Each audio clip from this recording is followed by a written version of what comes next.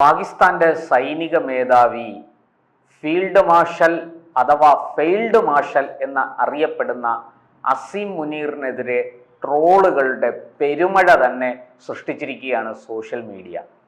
എന്തിനാണ് ഇങ്ങനെ ഇദ്ദേഹത്തെ ട്രോളുന്നത് എന്ന ചോദ്യമുണ്ട്. അതവിടെ നിൽക്കട്ടെ. ഇദ്ദേഹം സ്ഥിരമായി ഇത്തരത്തിൽ സോഷ്യൽ മീഡിയയിൽ നിന്ന് ട്രോളുകൾ നേടിയെടുക്കുന്നതിൽ പ്രത്യേക മിടുക്ക് തന്നെ സമീപകാലത്ത് കാഴ്ചവെച്ചുകൊണ്ടിരിക്കുകയാണ് എന്ന് നമുക്കറിയാം. നിരവധി വിഷയങ്ങളിൽ അദ്ദേഹത്തിന് വലിയ ട്രോളുകളാണ്, വലിയ രീതിയിലുള്ള വിമർശനങ്ങളും ട്രോളുകളുമാണ് സോഷ്യൽ മീഡിയയിൽ നേരിടേണ്ടി വന്നത് എന്ന് സമീപകാലത്ത് തെളിഞ്ഞിട്ടുണ്ട്. ഇവിടെ ഇപ്പോൾ അദ്ദേഹം കഴിഞ്ഞ ദിവസം ഇസ്ലാമാബാദിൽ നടന്ന ഒരു നാഷണൽ ഉലമ കോൺഫറൻസിൽ സംസാരിക്കുമ്പോൾ പറഞ്ഞ കാര്യങ്ങളാണ് ട്രോളുകളുടെ അടിസ്ഥാനം, അല്ലെങ്കിൽ ട്രോളുകൾക്ക് കാരണമായത്. അദ്ദേഹം ഉറുദുവിലാണ് അവിടെ പ്രസംഗിച്ചത്. ആ ഉറുദുവിലെ പ്രസംഗത്തിൽ പ്രധാനമായിട്ടും ഈ ഫെയിൽഡ് മാർഷൽ അസീം മുനീർ പറഞ്ഞത് ഓപ്പറേഷൻ സിന്ദൂരുമായി ബന്ധപ്പെട്ട ചില കാര്യങ്ങളാണ്. ഓപ്പറേഷൻ സിന്ദൂരിൽ പാകിസ്ഥാൻ ജയിക്കാനുണ്ടായ കാരണം ദൈവിക ഇടപെടലാണ് എന്നാണ് അസീം മുനീർ അവിടെ പ്രഖ്യാപിച്ചത്. നമുക്കറിയാം ഓപ്പറേഷൻ സിന്ദൂരിൽ എന്താണ് സംഭവിച്ചതെന്നും അവിടെ പാകിസ്ഥാൻ എത്ര വലിയ തിരിച്ചടിയാണ് നേരിട്ടതെന്നും ലോകരാഷ്ട്രങ്ങൾക്ക് മുഴുവനും ബോധ്യപ്പെട്ടതാണ്. അതുമാത്രമല്ല, പാകിസ്ഥാൻ സൈനിക തലത്തിൽ, അതായത് director general of military operations in പാകിസ്ഥാനിലെ DGMO കരഞ്ഞ് കാല് പിടിച്ച് ഇന്ത്യൻ DGMOയോട് വെടിനിർത്തൽ പ്രഖ്യാപിക്കണമെന്ന് കേണപേക്ഷിക്കുന്നതും നമ്മൾ കണ്ടതാണ്. അതിൻ്റെ അടിസ്ഥാനത്തിൽ ഇന്ത്യ വെടിനിർത്തൽ പ്രഖ്യാപിക്കുകയും ഇന്ത്യൻ സൈന്യം അതിർത്തിയിൽ നിലയുറപ്പിക്കുകയും ചെയ്തു. തുടർന്നാണ് പാകിസ്ഥാനിൽ എന്താണ് സംഭവിച്ചതെന്ന് ലോകം തിരിച്ചറിഞ്ഞത്. 12 വ്യോമത്താവളങ്ങൾ തവിട് പൊടി. അതിനുശേഷം അതിനു മുമ്പ് തന്നെ അവരുടെ പാക് അധീന കാശ്മീരിൽ അടക്കം അവർ സ്ഥാപിച്ചിരുന്ന ഭീകര പരിശീലന കേന്ദ്രങ്ങൾ ഒന്നൊഴിയാതെ തകർക്കപ്പെട്ടു. അതുപോലെ ലഷ്കർ-ഇ തോയ്ബയുടെയും ജെയ്ഷെ മുഹമ്മദിന്റെയും ഒക്കെ സ്ഥാപകനും കമാൻഡറുമായ മസൂദ് അസറിന്റെ 2 സഹോദരിമാരും അയാളുടെ അമ്മയും ഈ സഹോദരിമാരുടെ ഭർത്താക്കന്മാരും ഒക്കെ അടക്കം 10ലധികം ബന്ധുക്കൾ കൊല്ലപ്പെട്ടതും വധിക്കപ്പെട്ടതും നമ്മൾ കണ്ടതാണ്. അത് ഈ ഓപ്പറേഷൻ സിന്ദൂരിനിടയ്ക്ക് സംഭവിച്ചതാണ് എന്ന് വ്യക്തമാണ്. എന്നാൽ ഇതെല്ലാം മറികടന്നുകൊണ്ട് ആടിനെ പട്ടിയാക്കുന്ന വിധത്തിൽ അസീം മുനീറും കൂട്ടരും പാകിസ്ഥാൻ ജയിച്ചേ എന്ന് ഇങ്ങനെ പാകിസ്ഥാനിലെമ്പാടും വിജയഭേരി മുഴക്കുകയാണ്. ഇപ്പോൾ ഈ നാഷണൽ ഉലമ കോൺഫറൻസിൽ ഉറുദുവിൽ പ്രസംഗിച്ച അസീം മുനീർ പറഞ്ഞത് മതഗ്രന്ഥത്തിലെ വാക്കുകൾ ഉദ്ധരിച്ചുകൊണ്ടാണ് സംസാരിച്ചത്. അല്ലാഹു നിങ്ങളെ സഹായിച്ചാൽ ആർക്കും നിങ്ങളെ തോൽപ്പിക്കാൻ കഴിയില്ല എന്ന ഖുർആൻ വാക്യം ഉദ്ധരിച്ചുകൊണ്ടാണ് ഈ പാകിസ്ഥാന് ദൈവിക പിന്തുണ ലഭിച്ചു എന്ന് അസീം മുനീർ അവകാശപ്പെടുന്നത്. എന്നാൽ നമുക്കറിയാം അവിടെ എന്താണ് സംഭവിച്ചത് എന്ന് നമുക്ക് വ്യക്തമായിട്ടറിയാം. എന്ന് മാത്രമല്ല, കഴിഞ്ഞ ദിവസം ഇതിന്റെ മറ്റൊരു തെളിവ് കൂടി പുറത്തു വന്നു.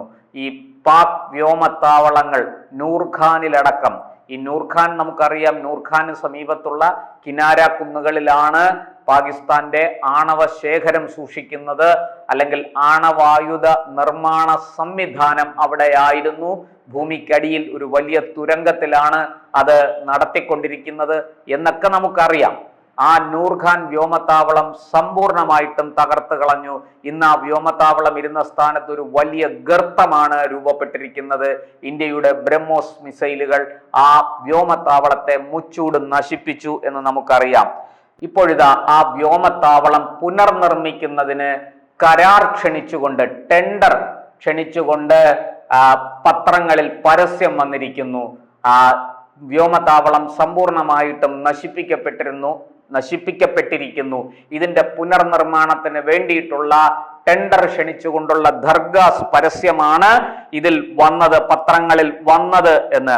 ഈ മുരീദ് വ്യോമത്താവളത്തിന്റെ പുനർനിർമ്മാണം, അതുപോലെ നൂർഖാൻ, ഇതൊക്കെ പുനർനിർമ്മിക്കാൻ ആവശ്യമായ കരാർ ക്ഷണിച്ചുകൊണ്ടാണ് പത്രങ്ങളിൽ പരസ്യം വന്നത് എന്ന് മാത്രമല്ല, ഈ തകർന്ന് തരിപ്പണമായ വ്യോമത്താവളങ്ങളുടെ അവിടെ ഈ ചുവന്ന ടാർപ്പാളിൻ ഷീറ്റ് വിരിച്ചിരിക്കുന്ന ഉപഗ്രഹ ചിത്രങ്ങൾ അടക്കം പുറത്തു വന്നിട്ടുണ്ട് എന്നുള്ളതാണ് മറ്റൊരു വിവരം. അങ്ങനെ എല്ലാ തരത്തിലും ഈ വിജയിച്ചേ എന്ന് ഇങ്ങനെ നാഴികയ്ക്ക് 40 വട്ടം വിളിച്ചു കൂവുന്ന പാകിസ്ഥാൻ ഈ ചിത്രങ്ങൾക്ക് മറുപടി പറയാൻ കഴിയുന്നില്ല. അതുപോലെ ഈ പരസ്യം, ഈ ടെൻഡർ ക്ഷണിച്ചുകൊണ്ടുള്ള പരസ്യം എന്തിനാണ് എന്ന് പറയാനും അവർക്ക് വാക്കുകളില്ല. ഇതേക്കുറിച്ചുള്ള ചോദ്യങ്ങൾക്ക് മറുപടിയില്ല. ഈ കരാർ എന്തിന് ക്ഷണിച്ചു എന്ന ചോദ്യം സോഷ്യൽ മീഡിയ ഉയർത്തുന്നു. ഇവിടെയാണ് അസിം മുനീറിനെതിരെ ട്രോളുകൾ നിരന്തരം വന്നുകൊണ്ടിരിക്കുന്നത്. അസിം മുനീറിന് അടുത്ത കാലത്ത് സൗദി അറേബ്യ ഒരു അവാർഡ് കൊടുത്തു. അവിടുത്തെ ഒരു പരമോന്നത സിവിലിയൻ ബഹുമതി King Abdul Aziz medal of excellence അത് സമ്മാനിച്ചു. സൗദിയിൽ സന്ദർശനത്തിന് എത്തിയപ്പോഴാണ് ഈ ബഹുമതി അസിം മുനീറിന് ലഭിച്ചത്. തന്ത്രപ്രധാനമായ അല്ലെങ്കിൽ തന്ത്രപരമായ കാഴ്ചപ്പാടുകളും പ്രൊഫഷണൽ സമീപനവും അസിം മുനീറിനുണ്ട്. ഇത് പ്രശംസാർഹമാണെന്നാണ് അവാർഡ് സമ്മാനിച്ചുകൊണ്ട് സൗദി പറഞ്ഞത്. എന്നാൽ ഇതൊന്നും സോഷ്യൽ മീഡിയയ്ക്ക് സ്വീകരിക്കാൻ കഴിയുന്നില്ല. അവിടെ വലിയ രീതിയിലുള്ള ട്രോളുകളാണ് അസിം മുനീറിനെതിരെ സംഭവിക്കുന്നത്. അസിം മുനീർ ആകട്ടെ ഇപ്പോൾ ഇന്ത്യക്കെതിരായ ആക്ഷേപങ്ങളും ആരോപണങ്ങളും മാറ്റിവെച്ചിട്ട് അതെല്ലാം അഫ്ഗാന് നേരെ തിരിച്ചിരിക്കുകയാണ്. അഫ്ഗാൻ പാകിസ്ഥാൻ ആണോ സുഹൃത്ത്, അതോ തെഹ്രീക്ക് താലിബാൻ പാകിസ്ഥാൻ എന്ന ഭീകര സംഘടനയാണോ സുഹൃത്ത് എന്ന് തീരുമാനിക്കേണ്ട ഘട്ടത്തിലാണ് നിൽക്കുന്നതെന്നും പാകിസ്ഥാനെ പോലൊരു രാഷ്ട്രത്തെ പിണക്കുന്നത് നിങ്ങൾക്ക് നല്ലതല്ലെന്നും ഉള്ള മുന്നറിയിപ്പ് നൽകിയിട്ടുണ്ട്. എന്തായാലും ആ തെഹ്രീക്ക് താലിബാൻ പാകിസ്ഥാൻ എന്ന സംഘടന ഒരു ഭീകര സംഘടനയാണെന്നും അത് പാകിസ്ഥാനിൽ വലിയ ബുദ്ധിമുട്ടുകൾ സൃഷ്ടിക്കുന്നുണ്ടെന്നും അസിം മുനീറിന്റെ വാക്കുകളിൽ നിന്ന് വ്യക്തമാണ്. അഫ്ഗാൻ ഭരണകൂടത്തിന് ചില മുന്നറിയിപ്പുകളൊക്കെ നൽകുന്നുണ്ടെങ്കിലും അതൊന്നും അഫ്ഗാൻ വകവച്ചിട്ടില്ല. അസിം മുനീർ എന്ന ഒരു സൈനിക മേധാവിയെ അല്പം പോലും വില കൊടുത്ത് ആദരിക്കാൻ അഫ്ഗാൻ തയ്യാറല്ല എന്നും ഇതിൽ നിന്ന് വ്യക്തമാകുന്നു. ഇങ്ങനെ എല്ലാ അർത്ഥത്തിലും നാണം കെട്ട ഒരു സൈനിക മേധാവി, സൗദി അറേബ്യയിൽ അടക്കം ചെന്ന് അവാർഡ് വാങ്ങിയ ഒരു മേധാവി ഇപ്പോൾ ട്രോളുകളുടെ പെരുമഴ നേരിട്ട് കൊണ്ടിരിക്കുകയാണ്. ഇത് ഉടനെ എങ്ങും അവസാനിക്കുമെന്ന് തോന്നുന്നില്ല.